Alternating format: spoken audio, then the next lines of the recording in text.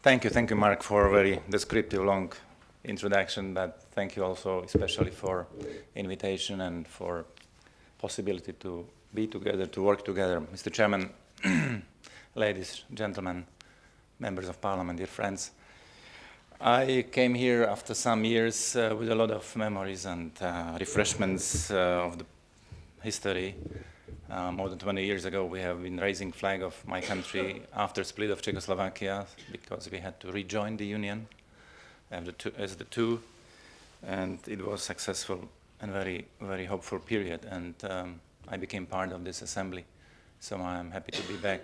Thanks to the Institute for Cultural Diplomacy for the quest or dedication to global peace and stability. This is the place full of symbols and also activities for democracy, for human rights, for reconciliation. A more human century than the 20th century, not only here between France and Germany was. This is a pan-European institution, sui generis, unique in the world, with the court, which was just presented and represented, with the unique position with its role and jurisdiction for individual citizens of member states. Ladies and gentlemen, European example or European case study is very important for international law and human rights. Europe was full of, or rich on conflicts, wars, but also rich in inspiration, true human progress as well. It had colonial, imperial, global quest for power, for resources, but it also became cradle of democracy, current system of university studies, theater, Olympic movement, international law, state sovereignty. Robert Schuman called Europe to become, again, leader of humanity. Cradle of democracy, protagonist of universal solidarity. I repeat it because it's important today and tomorrow and then after, not only to be reminded. And what we have here, especially in these institutions like Council of Europe and then European Parliament over the channel, it's integration, form of shared sovereignty, which is unique, unprecedented, and very important for the world, because this is inspirational. Actually, what happened after the Second World War was a political innovation. We need innovations also in politics, functional innovations, positive innovations. So I want to say that when wars and totalitarian regimes and ideologies unfortunately became global, and they started in Europe, why could not we dream about positive European examples and inspirations going global as well?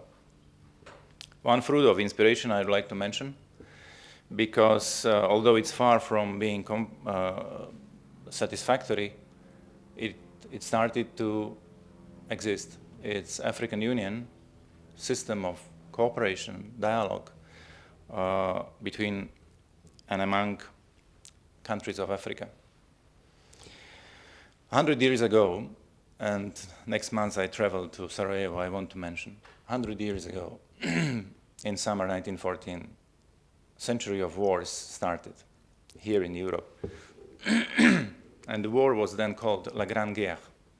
10 million people died, La Grande Guerre. But what was to come later was really even bigger and more inhuman historical part of the world history. Second World War with more than 50 million people killed. And then global Cold War came with, again, many victims. And it is important to remember what was that century about. Century of wolves, as Osim Mandelstam depicted the time of European and world wars. And now in summer 2014, we hope, and I go to Sarajevo for European Youth Summit, not only to remind, but really to care and act accordingly. to bring again more European hope for living together, not only existing together with young people in Sarajevo. So we need to bring, or to round up the circle from the beginning of war to peace, where the chain of wars started, and it's Balkans. So enlargement has to continue. Peace is based on justice, and justice presupposes freedom, a rule of law, and respect to human rights. And European history shows different periods and different lessons depending on the relation between human and state interests and human values. And conflicts are dominant when state or state interests are put above on the upper stage above human values. Balance comes with states' interests respecting common values. And unity, potential and real, comes when interests are based on common values. They are not put into contradiction or supremacy, but in line with common values and rules. And this becomes and is achievable only with the concept of universal human rights.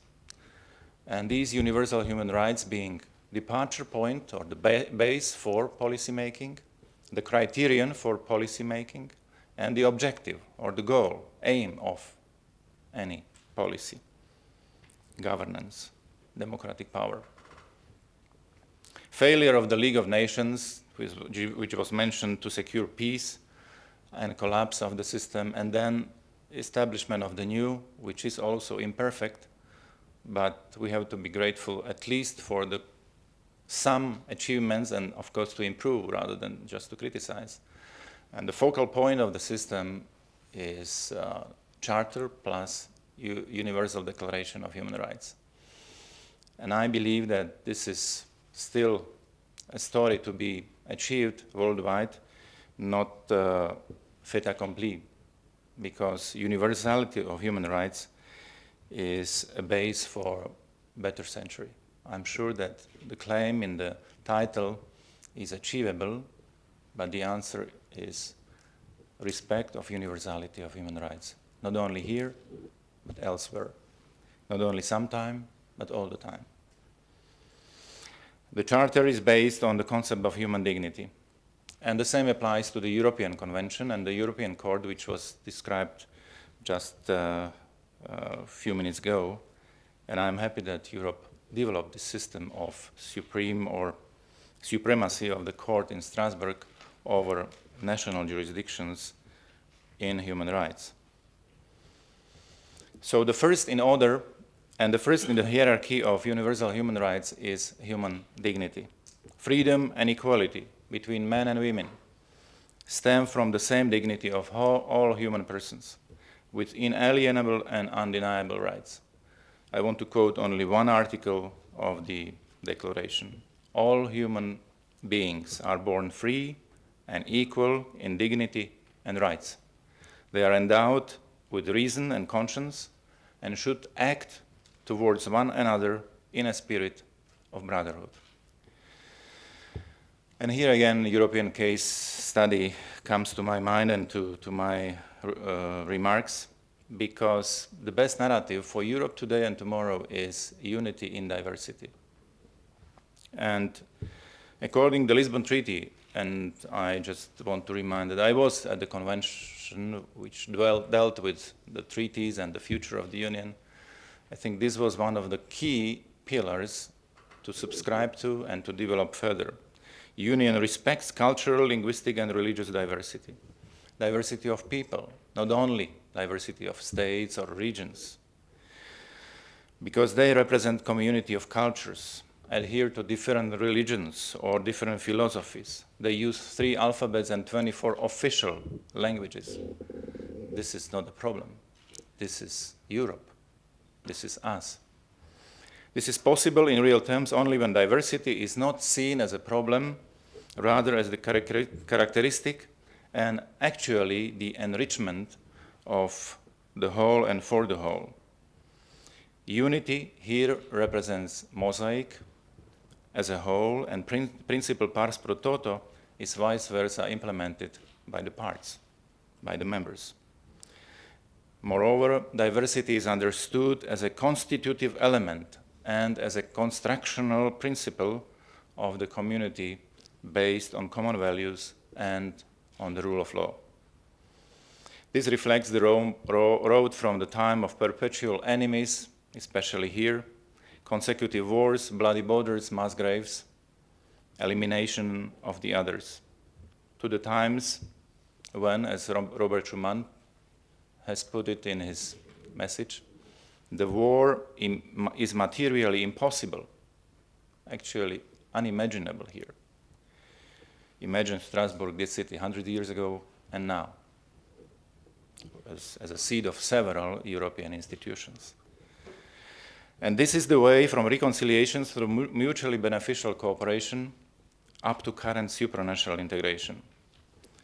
Integration that is open to all, beneficial to smaller, weaker, and poorer, and people and countries as well. Integration which, in order to represent win-win relations and perspective, must include a reasonable, effective, and visible measure of solidarity, internal and external solidarity. Fair and just integration and sustainable integration process does not aim towards assimilation or absorption, the later comers, the smaller countries or small nations, but it aims towards participation as equals on the basis of law, rules, on the common project and shared sovereignty. Integration is a plus for active citizens because it enriches their freedom. It gives them more opportunities. And respect to diversity and culture of human rights brought Europe more freedom, more prosperity, and made it more attractive.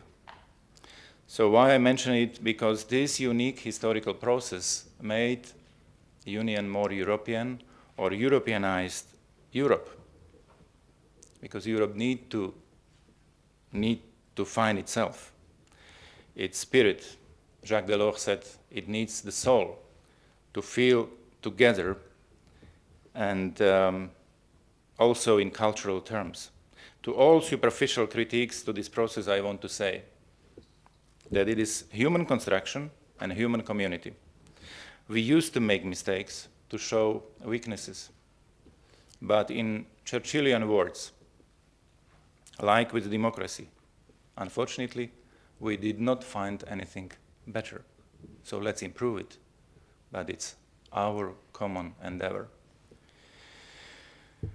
At least Europe today does not export wars, rather hope, cooperation, peace, assistance, and I think a lot of inspiration. Here I would like to say a few remarks on education, because the Institute and also my role in the Commission was about education. I think this is the most influential socio-political phenomenon for the future of citizens, countries, nations, continent, the world. And I quote the second message from the Universal Declaration of Human Rights. It speaks at the beginning.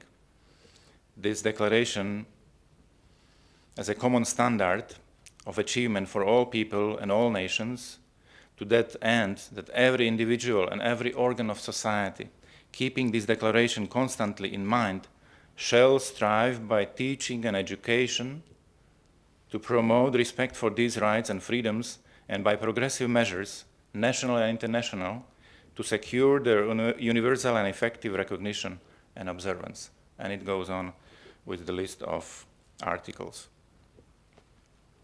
I would like to underline the importance of this message and education, importance of education in human rights for culture of human rights. Ignorance leads to intolerance. And intolerance is a pavement to the highway of xenophobia, extremism, nationalism, and even fanaticism. Nazism and Stalinism here in Europe have been concrete types of political fanaticism. But there are many different forms of fanaticism: religious, ideological, atheist, ethnic, tribal, political, non-political. With the collapse of communism, we do not face the final victory of democracy all over the world. There are still totalitarian regimes, quasi-democratic governments. There are chains of conflicts and terrorism. Clash of civilization is not inevitable.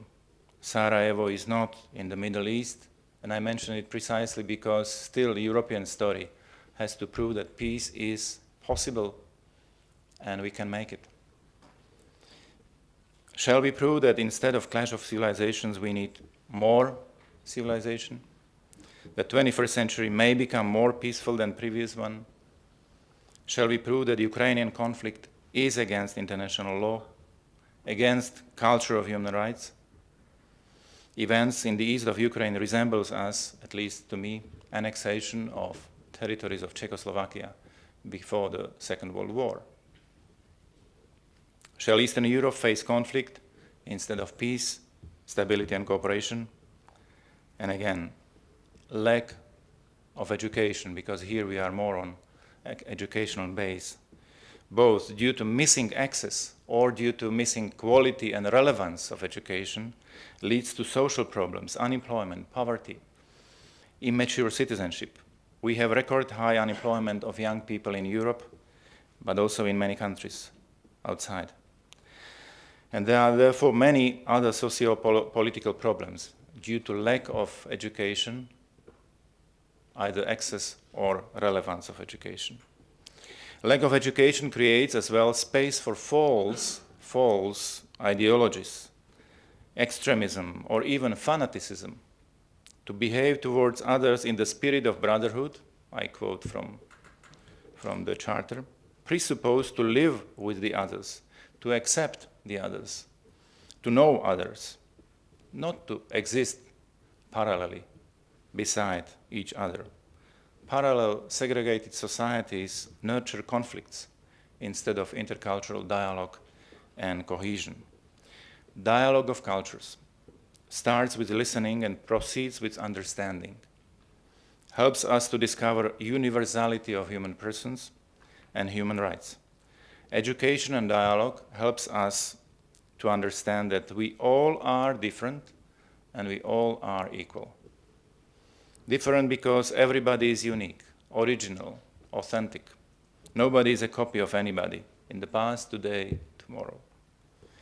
Equal because we share the same invaluable human dignity. There was a very strong and educative campaign of the Council of Europe, all different, all equal. It was a good work of the Council of Europe, and I commend this work. I want to end by conclusion that the world really may become more human, more democratic. As we know, democracy presupposes democrats. Democracy inevitably needs active citizens. Thomas Garrigue Masaryk, the first president of Czechoslovakia and the founder of Czechoslovakia, said that better democracy requires better democrats. It is about people. We may improve system, and we need good systems, balanced, but it is about democrats. This comes again through education for citizenship and responsibility. Ladies and gentlemen, reason, conscience, roots of our cultures, history of mankind and civilization invite us to promote universal human rights and universality of human rights, and therefore culture of human rights.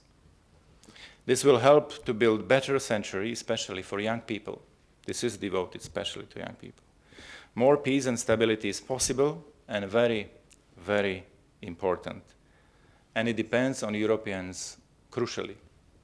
It requires more humanity and more solidarity. Both humanity and solidarity we have got from our societies. Both we may share with people in the world. It is our interest, and it will pay back. So I wish this conference a lot of inspiration and success.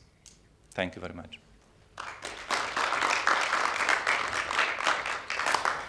Well, Mr. Figel, thank you very, very much for, I think, a very inspiring and optimistic presentation. I was reminded of the French philosopher who wrote around the time of the French Revolution, Restif de la Breton, and he was essentially making the point, responding to many at the time who thought, we're so much better now after the French Revolution, we've so much advanced. And he said, look, human beings after the French Revolution are the same as human beings before the French Revolution. Just like we need to get sick in order to appreciate good health, we have to appreciate conflict, or we have to go through conflict in order to appreciate peace. I hope he's wrong, and I hope we don't need to continue to make those mistakes of the past, and I hope you're right, that actually we can have a more humane society.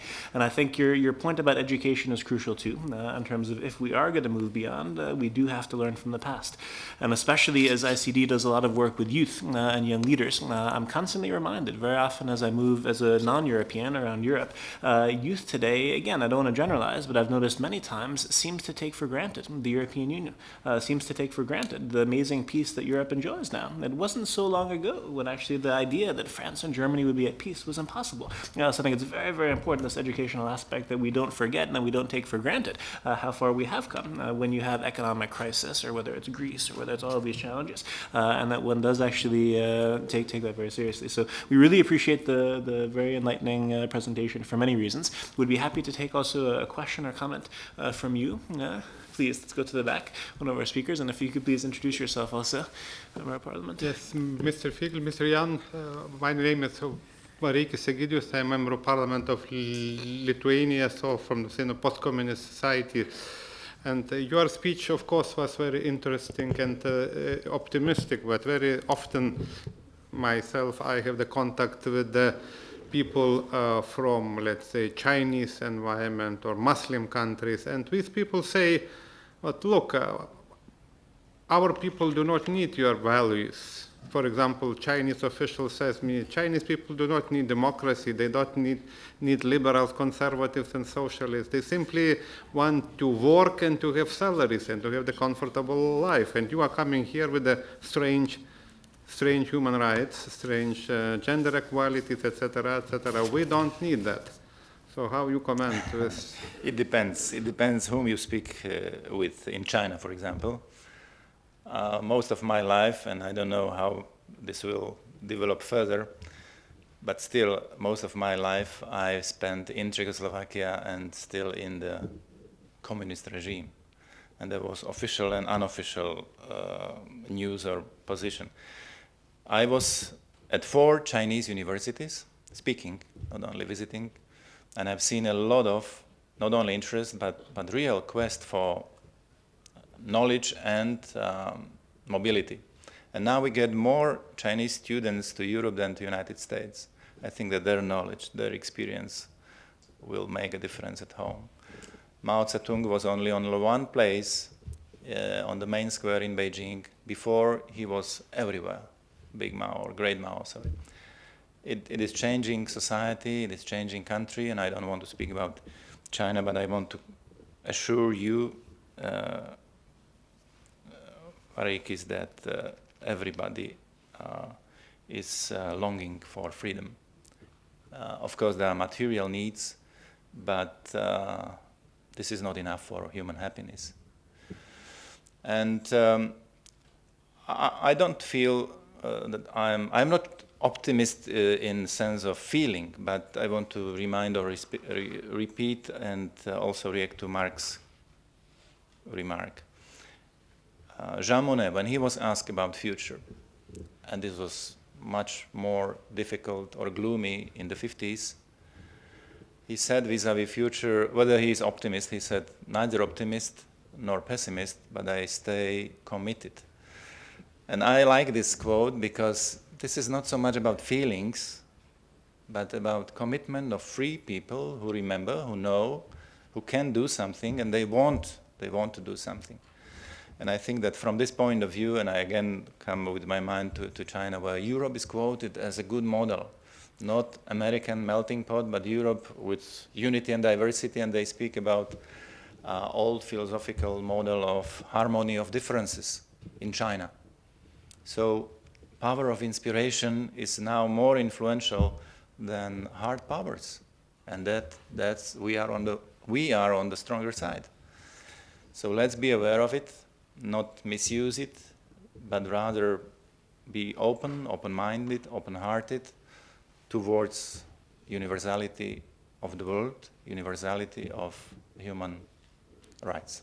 Thank you.